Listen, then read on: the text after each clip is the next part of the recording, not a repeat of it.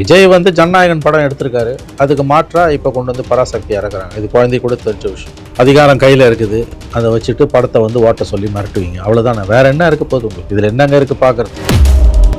இன்றைக்கி நேரத்தில் நீங்கள் 50 வருஷமெல்லாம் உலகம் சுற்றும் வாலிபன் எம்ஜிஆர் படம் வெளியிடும் போது இதே கதை தான் பண்ணாங்க. அதை வெளியிட வர விடாமல் பண்ணாங்க. மிகப்பெரிய அளவில் பிரச்சனைகள் உண்டாச்சு. அதுதான் இப்போ ஜனநாயகன் கடைசி படத்துக்கு பண்ணுறாங்க. ஆனால் வந்து அடிக்க மேலே எழுக்கும். விஜய் அப்படியே விட்டாலும் அப்படியே இருப்பார். நீங்கள் அடிக்க தான் எந்திரிச்சு 100% அப்படியே விட்டிங்கன்னா கூட போயிடுவாங்க. ஆனால் நீங்கள் எதிர்த்தீங்கன்னா சத்தியமாக வளருவார். இது திமுகவின் வரலாறு. அரசியல் மையமாக வச்சு தான் ஜனநாயகன் படத்தை தேர்தலுக்கு முன்னால் அவர் ரிலீஸ் பண்ணுறாரு. விஜயை பார்த்து 5 நடுங்கி கிளி பிடித்திருக்கக்கூடிய திமுக அதை எப்படியாவது தடுக்க முடியுமான்னு பராசக்தியை கொண்டு வந்து இறக்குது. இதெல்லாம் மக்கள் அருவருப்பாக பார்க்க மாட்டாங்களா? அவங்கள நீங்கள் நடுங்குறீங்கன்றது இவ்வளோ வெளிப்படையாக காமிச்சிக்கணுமா? பயப்படலாம், பயத்தை வெளியில் காமிச்சிக்கூடாது. விஜய் எது பண்ணாலும் அதுக்கு முன்னாலே எதுக்கு பண்ணுறீங்க? 2 வருஷமாக ஒரு கட்சி ஆரம்பிக்கும் போது அவர் எதனா ஒன்று பண்ணுறாருன்னா உடனே கவர்மெண்ட்லேருந்து ஒரு பிரேக்கிங் நியூஸ் வரும். அவர் கொடியை அறிமுகப்படுத்துகிறாருன்னு போது அமைச்சரவை மாற்றம்னு பிரேக்கிங் நியூஸ் உடனே அந்த பக்கம் திருப்பது. 75 வருஷம் கட்சி நேற்று வந்து விஜயை பார்த்து ஏன் சார் பயம்? அதுதான் திமுகவோட தலையெழுத்து. அது வந்து 75 வருஷம் பாரம்பரியம், தோல்வி வெற்றிகளை பற்றி கவலைப்படாமல் வளர்ந்த இயக்கம். ஒரு விஜயாலலாம் அந்த கட்சி ஒருபோதும் அழியாது, அழிக்கவும் முடியாது. ஆனால் அவங்க நடுங்குறாங்கன்றது உண்மை. இன்றைய நிலைமையில் திமுகவா விஜயானா திமுகவுக்கு தான் அட்வான்டேஜ். திமுக உதயா விஜயான்னீங்கன்னா அட்வான்டேஜ் விஜய்க்கு தான். அதுதான் அவங்களோட எல்லா பிரச்சனைக்குமே இன்றைக்கி காரணம். முண்டி அடிச்சுட்டு போய் விஜய் எது பண்ணாலும் அதுக்கு போட்டியாக பண்ணுறதுன்றது. அவங்களுக்கு பெரிய அவங்க அண்ணா திமுகவை பார்த்து பயப்படலைங்க, விஜயை பார்த்து தாங்க பயப்படுறாங்க. அண்ணா திமுக அவங்களுக்கு பிரச்சனையே இல்லை. பிரச்சனை தான். ஆனால் அண்ணா திமுகவை சமாளிச்சலாம், விஜயை சமாளிக்கிறது அவங்களுக்கு ரொம்ப கஷ்டமாக இருக்குது. கரூர் இஷ்யூக்கு அப்புறம் விஜய் போயிடுறது தான் நல்லது. இந்த நீ பேசாமல் அரசியல் விட்டு போயிருன்னு தொடர்ந்து சில பத்திரிகையாளர்களால் சொல்லப்பட்ட அந்த விஷயங்கள் இன்றைக்கி அந்த படத்தை இடம்பெற்றிருக்கு. என்ன அப்படின்னா, நான் வந்துட்டேன், திரும்பி போகிற ஐடியா ஒருபோது இல்லை, நான் கண்டிப்பாக வருவேன் அப்படின்றத மீண்டும் மீண்டும் அழுத்தி சொல்லியிருக்காரு படங்கள் மூலமாக. அதான் ஒரு அரசியல் நோக்கத்தோடு வைக்கப்படுகிற வசனங்கள் தான். அவரோட தேர்தல் பிரவேசத்துக்கு முன்பாக வரக்கூடிய படம் ஜனநாயகன். அதனால் தெளிவாக ஒரு அஜெண்டாவோடு தான் வராரு. அது அவருடைய உரிமை. தமிழ் நேயர்கள் அனைவருக்கும் வணக்கம். இன்றைய நம்ம நேர்காணல் நம்முடன் இணைந்திருப்போர் மூத்த பத்திரிகையாளர் திரு மணி அவர்கள். சார் வணக்கம். தாவேகா அது படங்கள் வசனங்கள் எல்லாருமே அரசியலுக்கு வந்து மக்களுக்கு நல்லது செய்யுங்கன்னா திருடனுங்களாக வந்துடுறீங்க, திருடுறதுக்கு தாண்டா அரசியல் வர்றீங்க, ஊழல் பண்ணுறதுக்கு தாண்டா அரசியல் வர்றீங்க. கிட்டத்தட்ட இந்த அரசியலில் பேச வேண்டிய எல்லாத்தையும் சினிமா டைலாகாகவே பேசிகிட்டு இருக்காரா சார்? அதான் ஒரு அரசியல் நோக்கத்தோடு வைக்கப்படுகிற வசனங்கள் தான். அவரோட தேர்தல் பிரவேசத்துக்கு முன்பாக வரக்கூடிய படம் ஜனநாயகன். அதனால் தெளிவாக ஒரு அஜெண்டாவோடு தான் வராரு. அது அவருடைய உரிமை. இப்போ பராசக்தியில் இவங்க என்ன வச்சாங்கன்னு தெரியலையே. ஹிந்தி அண்ணாவை கொண்டு வந்திருக்காங்க. இந்தியை வச்சுன்னு எத்தனை நாள் வண்டியை ஓட்டுவாங்க? 60 வருஷம் ஓட்டிட்டாங்க. இவங்க வீட்டு பிள்ளைங்கள்லாம் ஹிந்தி படிக்கும், மொத்தம் ஹிந்தி படிக்கக்கூடாது. கேட்டால் திணிப்பு தான் எதிர்க்கிறோம், இந்தியை எதிர்க்கலன்னு கதை அழைப்பாங்க. அப்போ அந்த இருதய சுற்றி இல்லாமல் இருக்கக்கூடியங்கன்னா எத்தனை நாளைக்கு ஊரை ஏமாற்றுவாங்க? அது இதுவும் தேர்தலை மையமாக வச்சுது. பழைய கதையை இவங்க கையில் எடுக்கிறாங்க. இந்தி திணிப்பு, இந்தி கேட்டால் இந்தியை திணிக்கிறது தான் எதிர்க்கிறோம், இந்தியை எதிர்க்கலன்னுவாங்க. இது எடுபடாது. 1964 அந்த ஸ்டேட்மெண்ட் மக்கள் மறக்கக்கூடாது. இதில் அந்த போராட்டம் வந்து நியாயமானதாங்க. அன்றைக்கி ரொம்ப கொடூரமான முறையில் லால் பகதூர் சாஸ்திரி கவர்மெண்ட் நடந்துக்குச்சு. இன்றைக்கி 60 ஆண்டுகளில் எவ்வளோ தூரம் முன்னால் போயிருக்கோம் நம்ம. இன்றைக்கி பழைய கதையை 60 வருஷமாக நடந்து கொண்டு வந்து இன்றைக்கி நம்ம பேச முடியாது. திணிப்புனா உங்கள் வீட்டில் எத்தனை பேர் ஹிந்தி படிக்கிறானே அதை சொல்லு. இந்த மந்திரிங்க, திமுக எம்பிக்கள், திமுக மாவட்ட செயலாளர்கள், திமுக முன்னணி பிரமுகர்கள், இவர்களுடைய வீட்டில் இருக்கக்கூடிய குழந்தைகள், அவங்க மகள்கள், பேரன் பேத்திகள் எவ்வளவு பேர் ஹிந்தி பள்ளிகளில் போய் படிக்கிறார்கள். இருதய சுத்தியோடு அவங்க ஒரு அறிக்கையை கொடுக்கட்டும், பேசட்டும். கேட்டால் நாங்கள் விரும்பி படிக்கிறோன்னு. ஆமாம், ஏன்னா திணிப்பதான் எதிர்க்கிறோம் அப்படின்னு சொல்கிறாங்க. இதுதான் கதைன்றது. இன்னொன்று இதெல்லாம் முடிஞ்சு போன விஷயம், அறுத பழசலான விஷயம். குடும்ப அரசியலும் ஊழலும் தமிழ்நாட்டை நாசம் பண்ணின்னு இருக்கு. அதை பேசாமல் ஹிந்தி திணிப்பை பற்றி பேசுகிறீங்கன்னா நீங்கள் வந்து நல்லா ஏமாத்துறீங்க. விஜய் வந்து ஜனநாயகன் படம் எடுத்திருக்காரு. அதுக்கு மாற்றாக இப்போ கொண்டு வந்து பராசக்தி இறக்குறாங்க. இது குழந்தை கூட தெரிஞ்ச விஷயம். அதிகாரம் கையில் இருக்குது, அதை வச்சுட்டு படத்தை வந்து ஓட்ட சொல்லி மிரட்டுவீங்க, அவ்வளோதானே. வேறு என்ன இருக்க போகுது உங்களுக்கு இதில்? என்னங்க இருக்குது பார்க்குறதுக்கு? படத்தில் எதிர்த்து என்ன சார் விஜய் பண்ண போகிறோம்? அதாவது அவங்க அப்படி தான் அதை பார்ப்பாங்க. இன்றைக்கி நேரத்தில் நீங்கள் 50 வருஷமெல்லாம் உலகம் சுற்றும் வாலிபன் எம்ஜிஆர் படம் வெளியிடும் போது இதே கதை தான் பண்ணாங்க. அதை வெளியிட வர விடாமல் பண்ணாங்க. மிகப்பெரிய அளவில் பிரச்சனைகள் உண்டாச்சு. அதை தான் இப்போ ஜனநாயகன் கடைசி படத்துக்கு பண்ணுறாங்க. ஆனால் பந்து அடிக்க மேலே எழும்பும். ஒரு பந்து அடிக்க மேலே எழும்பி வரும். எதற்கு நீங்கள் வளருவீர்கள். அதுதான் அது எம்ஜிஆருக்கு பண்ணாங்க, எம்ஜிஆர் வளர்ந்தார். விஜயகாந்த் ஜெயலலிதாவுக்கு பண்ணாங்க, ஜெயலலிதா வளர்ந்தாங்க. விஜயகாந்துக்கு பண்ணாங்க, ஒரு ஓரளவு வளர்ந்தார். இப்போ விஜய்க்கு பண்ணிகிட்ருக்காங்க. விஜய் தலையெழுத்து என்னான்றது நமக்கு தெரியாது. விஜய் அப்படியே விட்டாலும் அப்படியே இருப்பார். நீங்கள் அடிக்க தான் எந்திரிச்சு வரும். 100% அப்படியே விட்டிங்கன்னா கூட போயிடுவாங்க. ஆனால் நீங்கள் எதிர்த்தீங்கன்னா சத்தியமாக வளருவார். இது திமுகவின் வரலாறு. திமுகவின் எதிர்ப்பு எவர் ஒருவரையும் வளர்க்கும்னு இன்றைக்கி நேரத்தில் சோ ராமசாமியை 20 ஆண்டுகளுக்கு முன்பே எழுதினார். அதான் உண்மை. ஸோ ஜனநாயகன் வருது சார், இங்கிட்டு பராசக்தி இவங்க விடுறாங்க. இந்த படங்களுக்கும் அரசியலுக்கும் சம்பந்தம் இருக்கா தமிழ்நாட்டில்? 100% சம்மந்தம் இருக்குது. ஜனநாயகமும் அரசியல் தான், பராசக்தியும் அரசியல் தான், ரெண்டும் அரசியல் தான். அரசியல் மையமாக வச்சு தான் ஜனநாயகன் படத்தை தேர்தலுக்கு முன்னால் அவர் ரிலீஸ் பண்ணுறாரு. விஜயை பார்த்து 5 நடுங்கி கிளி பிடித்திருக்கக்கூடிய திமுக அதை எப்படியாவது தடுக்க முடியுமான்னு பராசக்தியை கொண்டு வந்து இறக்குது. இல்லாட்டி ஒரு நாள் பின்னால் எதுக்கு இறக்குறாங்க? 5 நாள் பொறுத்து வர வேண்டியது பின்னால் உடனே எதுக்கு இறக்குறாங்க? அது ஆடியோ லான்ச் பண்ணுறாங்கன்னா 1.5 மணி நேரம் முன்னாலே ஏன் பண்ணுறாங்க? இதெல்லாம் மக்கள் அருவருப்பாக பார்க்க மாட்டாங்களா? அவங்கள நீங்கள் நடுங்குறீங்கன்றது இவ்வளோ வெளிப்படையாக காமிச்சிக்கணுமா? பயப்படலாம், பயத்தை வெளியில் காமிச்சிக்கூடாது.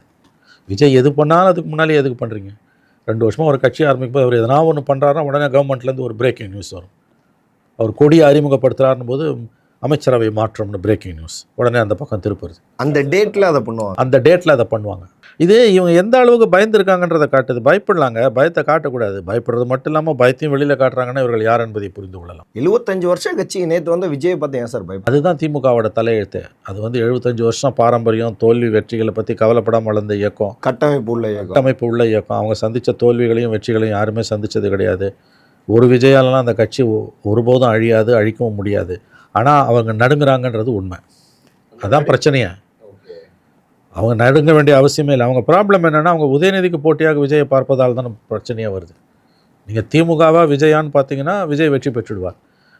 விஜயா உதயநிதியான்னு வரும்போது விஜய்க்கு இருக்க அட்வான்டேஜ் உதயநிதிக்கு இன்றைக்கி இல்லை, நாளைக்கு இருக்கலாம், நான் மறுக்கல, இன்றைக்கி இல்லை. அந்த பயம்தான். அடுத்த வாரிசாக கொண்டு வந்திருக்கக்கூடிய உதயநிதி, அடுத்த முதலமைச்சராக வரப்போகிற உதயநிதி, அவருக்கு போட்டியாக விஜய் வருகிறார் என்று தான் திமுக பார்க்கிறது. அந்த கவலை தான் திமுகவுக்கு. திமுகவுக்கும் விஜய்க்கும் போட்டி என்றால் விஜய் தோற்று போவார். திமுகவுக்கும் உதயநிதிக்கும் போட்டினா விஜய் வெற்றி பெறுவார், இன்றைக்கு இருக்கக்கூடிய உதய். அதனால் பட் ஒரு 2 வருஷம் பொறுத்து 5 வருஷம் பொறுத்து விஜய் பின்னுக்கு தள்ளப்பட்டு உதயநிதி கூட முன்னுக்கு வரலாம், நான் மறுக்கலை. இன்றைய நிலைமையில் திமுகவா விஜயானா திமுகவுக்கு தான் அட்வான்டேஜ். திமுக உதயா விஜயானிங்கன்னா அட்வான்டேஜ் விஜய்க்கு தான். அதுதான் அவங்களோட எல்லா பிரச்சனைக்குமே இன்றைக்கி காரணம். முண்டி அடிச்சுட்டு போய் விஜய் எது பண்ணாலும் அதுக்கு போட்டியாக பண்ணுறதுன்றது ஒன்று இன்றைக்கி போட்டியாக பண்ணுறாங்கல்ல. அவர் ரோட் ஷோ பண்ணார், இன்றைக்கி தினமும் முதலமைச்சரோ துணை முதலமைச்சரோ எங்கேயாவது ஒரு இடத்துல ஒரு ரோட் ஷோ பண்ணிகிட்டு இருக்காங்க, ஏதாவது ஒரு நிகழ்ச்சியில் கலந்துக்கிட்டு இருக்காங்க இல்லையா? முன்னால் ரஜினி கமலை ஒன்றா பார்க்க முடியாது. ஒரு ரோட் ஷோவில் தமிழ்நாட்டில் எங்கேயாவது ஒரு இடத்துல முதலமைச்சரோ துணை முதலமைச்சரோ தினமும் இருக்காங்க. இதெல்லாம் யாரால் வந்தது? விஜயால் வந்தது. அதை விட இன்னொன்று, முன்னாடி ரஜினி கமலை ஒரு மேடையில் பார்க்க முடியாது, இப்போ எல்லா மேடையிலையும் ரஜினி. எல்லாம் எதுக்கு எல்லாரையும் கூட்டிக்கிறீங்க? ரஜினிக்கும் கமலுக்கும் என்ன வந்தது? திமுகவோட கருணாநிதி காலத்தில் எப்பயாவது ஒரு தடவை வருவாங்க, இப்போ தினமும் போய் எதுக்கு நிற்கிறீங்க? தினம் இவங்க 2 பேரையும் கூட சேர்த்துக்கிட்டு என்ன பிரயோஜனம் திமுக? இப்போ எதுக்கு திமுக? இது திமுகவோட பதட்டத்தின், நடுக்கத்தின், அச்சத்தின் வெளிப்பாடு. இதுதான் உண்மை. நீங்கள் உங்கள் செய்கைகளே நீங்கள் எந்த அளவுக்கு திமுகவுடைய அச்சத்தை எடுத்து காட்டுகிறது. ஆனால் உதயநிதியை நிறுத்தி அந்த தப்பை பண்ண மாட்டாங்கல்ல சார்? பண்ண மாட்டாங்கங்க. ஆனால் வந்து ஏன் இதை பண்ணுறாங்கன்னா விஜய் கொடுக்கக்கூடிய நெருக்கடி திமுகவுக்கு ரொம்ப அதிகமாக இருக்குது. அவங்களுக்கு பெரிய அவங்க அண்ணா திமுகவை பார்த்து பயப்படலைங்க, விஜயை பார்த்து தாங்க பயப்படுறாங்க. அண்ணா திமுக அவங்களுக்கு பிரச்சனையே இல்லை, பிரச்சனை தான். ஆனால் அண்ணா திமுகவை சமாளிச்சலாம், விஜயை சமாளிக்கிறது அவங்களுக்கு ரொம்ப கஷ்டமாக இருக்குது. பாரம்பரிய திமுக குடும்பங்கள்லேருந்து விஜய்க்கு ஓட்டு போகுது. 3 தலைமுறை திமுக அண்ணா காலத்துலேருந்து, கலைஞர் காலத்துலேருந்து, ஸ்டாலின் காலத்துலேருந்து இருக்கான்னா 10 ஓட்டு இருக்குன்னா 7 ஓட்டு விஜய்க்கு போகுது. குறிப்பாக இளைஞர்கள் ஓட்டு, பெண்கள் ஓட்டு போகுதுங்க. இவங்களோட 1000 ரூபாயும் விடியல் பயணமும் அதை தடுக்கலை. இது வந்து வெறும் இளம் பெண்கள். நாங்கள் 50 வயது பெண்கள் கூட வந்து விஜய்க்கு ஓட்டு போட தயாராக இருக்காங்க இன்றைக்கி. நான் இப்பயும் சொல்கிறேன், இதெல்லாம் இன்றைய நிலவரம். தேர்தல் நேரத்தில் இதில் விரிசல்கள் ஏற்பட்டு கடைசி நேரத்தில் வந்து இதில் பாதிப்புகள், விஜயோட வாக்கு வங்கியில் சரிவு ஏற்படலாம். அந்த எலக்ட்ரல் டைனமிக்ஸில் அவங்களால அண்ணா திமுகவை எதிர்கொள்ள முடியாமல் சிக்கல்கள் உருவாகலாம். அதெல்லாம் நான் மறுக்கல. இன்றைய தேதியில் விஜய்க்கு இருக்கக்கூடிய செல்வாக்கு என்பது அசாத்தியமானது. விஜயோட ப்ராப்ளமே அவரால் தாங்க முடியாத அளவுக்கு அவருக்கு சக்தி இருக்குது. இதுதான் உண்மை. அவராலேயே அதை முறைப்படுத்த முடியாத அளவுக்கு அவருக்கு சக்தி இருக்குது. விஜயோட ப்ராப்ளமே அவரால் தாங்க முடியாத அளவுக்கு அவருக்கு மக்கள் சக்தி இருக்குது. இது அவர் எப்படி பயன்படுத்தி கொள்ள போகிறார் என்பது தான் அவருடைய சவால். எம்ஜிஆர் அவர்களுக்கு தேர்தல் நேரத்தில் படங்கள் பயங்கரமாக உதவி செய்யும் அப்படின்னு சொல்லுவாங்க. இந்த ஜனநாயகன் படம் கிட்டத்தட்ட கொண்டு வந்த டைலாக்லாம் அப்படி தான். கரூர் இஷ்யூக்கு அப்புறம் விஜய் போயிடுறது தான் நல்லது, இந்த நீ பேசாமல் அரசியல் விட்டு போயிருன்னு தொடர்ந்து சில பத்திரிகையாளர்களால் சொல்லப்பட்ட வந்த விஷயங்கள் இன்றைக்கி அந்த படத்தில் இடம்பெற்றிருக்கு. என்ன அப்படின்னா, நான் வந்துட்டேன், திரும்பி போகிற ஐடியா ஒருபோது இல்லை, நான் கண்டிப்பாக வருவேன் அப்படின்றத மீண்டும் மீண்டும் அழுத்தி சொல்லியிருக்காரு படங்கள் மூலமாக. இல்லைங்க, வராது அவருடைய உரிமை. அந்த நேரத்தில் வந்து நீ அரசியல் விட்டு போகணுன்னு சொன்னது 2 விதமானது. இப்போ நான் சொன்னேன் விஜய் அரசியல் விட்டு போகிறது நல்லதுன்னு, அது வந்து ஒரு உணர்ச்சி வேகத்தில் சொன்னது. எல்லாருமே அது ஆமாம், அது வந்து ஒரு கோபத்திலேயோ அல்லது ஒரு கோபத்தில் சொன்னதை ஒழிய வன்மத்தில் சொன்னது கிடையாது. நான் என்னுடைய அந்த கருத்தையே என்று மாற்றிக்கொண்டிருக்கிறேன். விஜய் திருந்தணும்னு நான் சொல்லியிருக்கணும். விஜய் வந்து அரசியல் விட்டு போயிருக்கணும்னு நான் சொல்லியிருக்கக்கூடாது. மாறி இருக்கணும்னு தான் சொல்லியிருக்கணும். நான் வந்து அந்த கருத்தை வந்து நான் எப்பயோ என்னுடைய கருத்தை தவறு என்று நான் ஒப்புக்கொண்டு விட்டேன். விஜய் வந்து தமிழக அரசியலிருந்து அப்புறப்படுத்த வேண்டிய ஒரு சக்தி என்று நான் சொன்ன என்னுடைய கருத்தை நான் மாற்றிக்கொண்டு விட்டேன். அது தவறு. ஏன்னா அவர் ரியாக்டே பண்ணாமல் இருந்தால் அந்த கோபத்தில் வந்தது. எல்லார மாதிரியும் அவருக்கும் வந்து மக்கள் மன்றத்தில் போய் நின்று வாக்கு கேட்கக்கூடிய ஒரு அடிப்படை உரிமை அவருக்கு இருக்குது. அந்த ஜனநாயக உரிமையை யாரும் மறுக்க முடியாது. அவர் பொதுவெளியில் மன்னிப்பு கேட்க வேண்டும் என்பதுதான் என்னுடைய கருத்தாக அன்றைக்கும் இருந்தது, இன்றைக்கும் இருந்தது. மற்றபடி அவர் வந்து ஒழிக்கப்பட வேண்டிய சக்தி என்றெல்லாம் நான் என்றுமே சொன்னது கிடையாது. இன்னொரு தரப்பு தனிப்பட்ட குரோதத்தின் அடிப்படையிலையும் திமுக கிட்ட கிடைக்கக்கூடிய லாபங்களின் அடிப்படையிலையும் விஜய் மீது அவர்கள் வைக்கக்கூடிய விமர்சனம். அந்த ரெண்டாவது தரப்பை மக்கள் ஓரம் கட்டிடுவாங்க. விஜயை உனக்கு பிடிக்கிறதுக்கும் பிடிக்காமல் இருக்கிறதுக்கும் உனக்கு 1000 காரணம் இருக்கலாம். ஆனால் திமுக கிட்டேருந்து வாங்க வேண்டியதை வாங்கிக்கிட்டு எலும்பு துண்டுகளுக்காக வந்து விஜய் மீது பாய்ந்து புராண்டக்கூடிய பத்திரிகையாளர் என்ற போர்வையில் இருக்கக்கூடிய, அரசியல் பார்வையாளர் போர்வையில் இருக்கக்கூடிய பல ஜென்மங்கள் இருக்கின்றன. அவர்களை மக்கள் இனம் கண்டு கொண்டு விட்டார்கள். விஜயை அவருடைய செயல்பாடுகளின் அடிப்படையில் நீங்கள் எடை போடுங்க. தப்பு செஞ்சால் விமர்சனம் பண்ணுங்கள், நல்லது பண்ணால் ஏற்றுக்கோங்க. ஆனால் இருக்கவே கூடாது, விஜய் அரசியல்லே இருக்கக்கூடாது, அரசியல்லேருந்து அப்புறப்படுத்தணும், ஒழிஞ்சு போகணும், விஜய்க்கு அரசியல்லே தகுதி இல்லைன்ற பேசுவதெல்லாம் சர்வாதிகாரத்தன்மை. அது அராஜகம். அதை யார் பேசுவான்னா திமுகவால் தனிப்பட்ட முறையில் லாபம் அடைந்த ஜென்மங்கள் தான் அதை பேசும். அதை தான் நான் தவறு என்கிறேன். இந்த படத்தை ஓட விடாமல் பண்ண என்னென்ன பண்ண முடியுமோ எல்லாம் பண்ணுவாங்கன்னு குறிப்பிட்டிருந்தீங்க சார். பராசக்தியை வச்சு ஜனநாயகத்துக்கு ஜனநாயகன் படத்துக்கு ஒரு குடைச்சல் கொடுக்க பார்ப்பாங்களே ஒழிய, நாளைக்கு உங்களுக்கு பிடிக்கலன்னா எவன் படத்தையும் நீங்கள் ஓட விட மாட்டீங்களான்ற கேள்வி வந்துடும். ரெண்டாவது, அப்படி ஒருவேளை தியேட்டர்ஸில் நீ பிளாக் பண்ணினா கூட சமூக வலைதளங்களை பிச்சுக்கிட்டு போகுது. அதுவும் அவங்களுடைய கட்சி, அந்த இளைஞர்கள் ஜென்-Z வந்து அவங்க சமூக வலைதளங்களில் தான் குடும்பமே நடத்துகிறாங்க. அவங்க அங்கே தான் குடியிருக்காங்க. ட்விட்டர் வெற்றி கழகம்லாம் ஒரு காலத்தில் அப்போ பீக்கில் அவங்க வந்து அதனால் வந்து அதுக்கப்புறம் அதுக்கு எதிர்வினை வரும்ல. அவங்க பராசக்தியை போட்டு அடிப்பாங்கள்ல. கெடுவான் கேடு நினைப்பான், அவ்வளோதான். தாவேகா பனையூரை நோக்கி படையெடுக்கும் காரில் எல்லா கட்சி கொடிகளும் இருக்குது. 20 விஐபிக்கள் சேர இருக்கிறதா தகவல் வெளியாகிருக்கு. அதிமுக, திமுக, காங்கிரஸ் எல்லா கட்சியும் சொல்கிறாங்க. தாவேகாவோட நிலைப்பாடு என்னவா இருக்குது? விஜய் அவர்கள் வருகை, செங்கோட்டையன் அவர்கள் வருகைக்கு பின்னாடி நிறைய பேர் வந்து சேர்ற மாதிரி பார்க்குறோம். தாவேகாவோட நிலைப்பாடு இப்போ வரைக்கும் என்னவா சார் இருக்குது? ஆமாம், இப்போ திமுக அதிமுக மாற்று என்று அவங்க வந்திருக்கிறாங்க. நாங்கள் பிரைமரி ஃபோர்ஸ்னு சொன்னாங்க. மற்ற கட்சிகள்லேருந்து போய் சேர்றாங்கனால ஒரு நம்பிக்கை வர ஆரம்பிச்சிருக்கு அந்த கட்சி மேலே மக்களுக்கு தான் நம்ம புரிஞ்சுக்கணும். இப்போ திமுக ஆட்சியில் இருக்குன்னா கடைசி காலத்தில் அண்ணா திமுகவில் போய் சேருவாங்க. அப்படின்னா அண்ணா திமுக ஆட்சியில் வரப்போகுதுன்னு அர்த்தம். இந்த மாதிரி கட்சிகள் மாறி போய் சேர்றது சகஜம்தான். ஆனால் அதிகாரத்தில் இல்லாத கட்சியை நோக்கி போகிறாங்கன்றதான் ஆச்சரியமானது. இப்போ திமுகவில் இருந்து அண்ணா திமுகலேருந்து திமுக போவது சகஜமானது.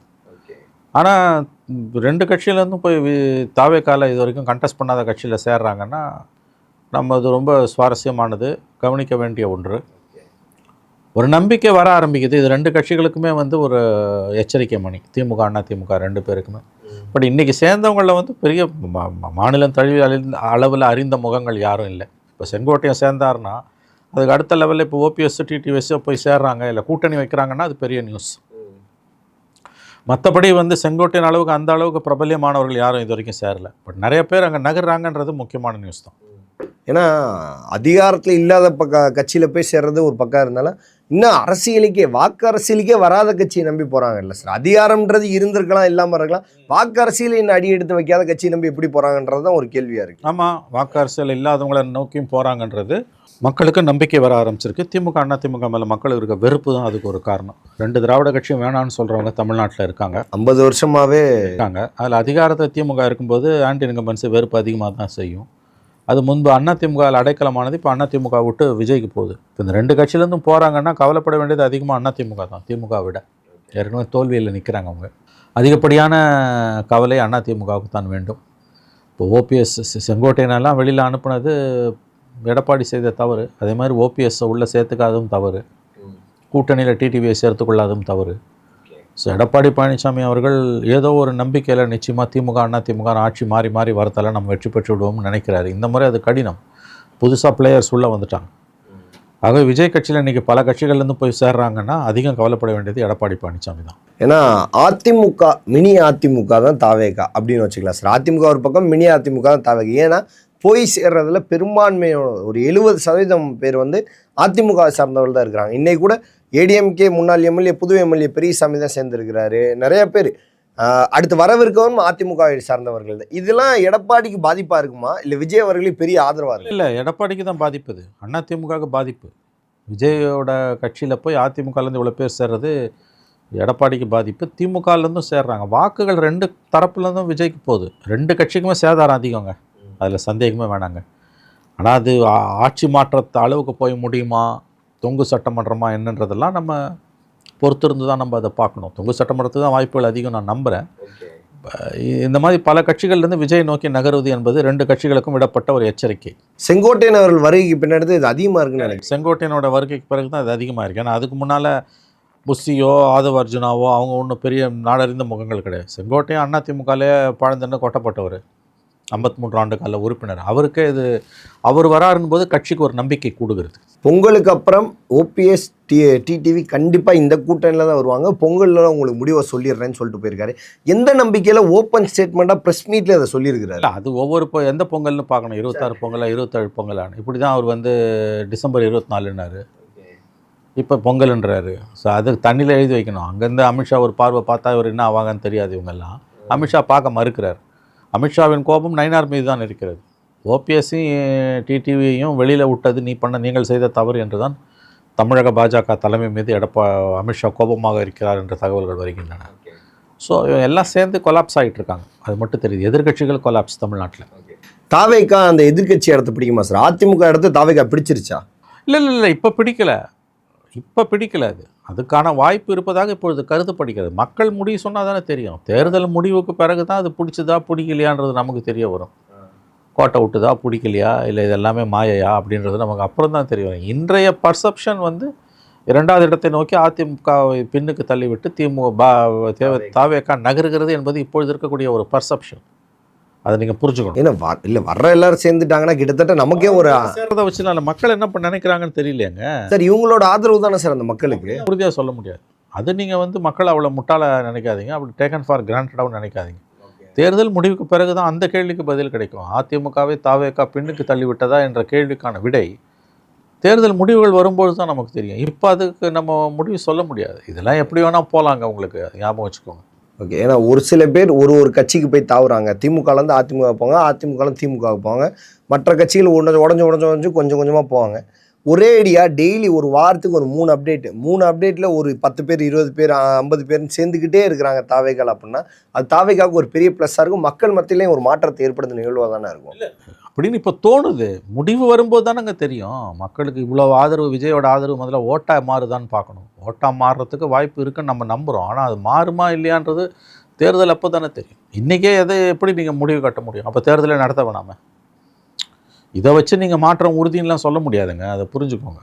அப்படி நினைப்பது ரொம்ப தவறானது, மிதமிஞ்சிய கற்பனை. அது தேர்தல் முடிவு வரட்டும், அப்போ பார்க்கலாம். இப்போ ஒரு வாய்ப்பு அதிகம், விஜய்க்கு வாய்ப்புகள் கூடுகிறது என்பதை நாம் உண்மை, அதை எடுத்துக்கொள்ளலாம். ஏன் அந்த கேள்வி அப்படின்னா, எந்த ஒரு அரசியல் அதிகாரத்துக்கு வராத ஒரு கட்சி செலவழிக்க எங்கே பணம் இருந்து வந்துச்சு? எல்லா மேடையில் இது பொதுக்கூட்டங்கள் நடத்துறீங்க, கூட்டங்கள் நடத்துறீங்க, பெரிய பெரிய செல்வாக்குடையவர்கள் வர்றாங்க அப்படின்னா இதுக்கு பணம் எங்கே? அதை ஒரிஜினலாக எல்லாருமே கை காட்டுறாங்க. லாட்ரி தான் பணம் அப்படின்ற மாதிரி. அதனால தான் அந்த கேள்வி வைக்கிறேன் சார். அதாவது பணம் எங்கேருந்து வருதுன்றது நியாயமான கேள்வி, நான் மறுக்கல. அதுக்கு ஒரு நபரை கை காமிப்பதும் அது பின்னால் வந்து இயக்குறாங்கன்றது வந்து சொல்லும்பொழுது, பொதுவெளியில் சொல்லும்பொழுது உங்களிடம் ஆதாரம் இருக்கணும். தோணுனதெல்லாம் நீங்கள் சொல்லிட முடியாது. நாளைக்கு ஜெயிக்க போகிறாங்கன்னு ஃபண்டு கூட பண்ணலாம். க்ரௌட் சோர்சிங்கில் அவங்க ஃபண்டிங் கூட எடுத்துக்கலாம். எப்படி தெரியும் உங்களுக்கு? இல்லைன்றது எப்படி தெரியும்? நீங்கள் ஒருத்தனை வந்து நல்லவன் சொல்கிறதுக்கு ஆதாரம் தேவையில்லை, கெட்டவன் சொல்கிறதுக்கு 100-1000 ஆதாரம் வேணும். 999 ஆதாரம் இருந்தால் மட்டும் பத்தாது, 1000வது ஆதாரம் வேணும். பொதுவெளியில் பேசும்போது வார்த்தைகளில் எச்சரிக்கை தேவை, கவனம் தேவை. அதனால் வந்து இவன் செலவு பண்ணுறான், இவர் செலவு பண்ணுறாரு, அவர் செலவு பண்ணுறான்றதெல்லாம் ஆதாரம் இல்லாமல் பேசுனீங்கன்னா அவதூறு, 100% அவதூறு. பல்வேறு அரசியல் கேள்விகளுக்கு பதில் தமக்காக மிக்க நன்றி சார். நன்றி சார்.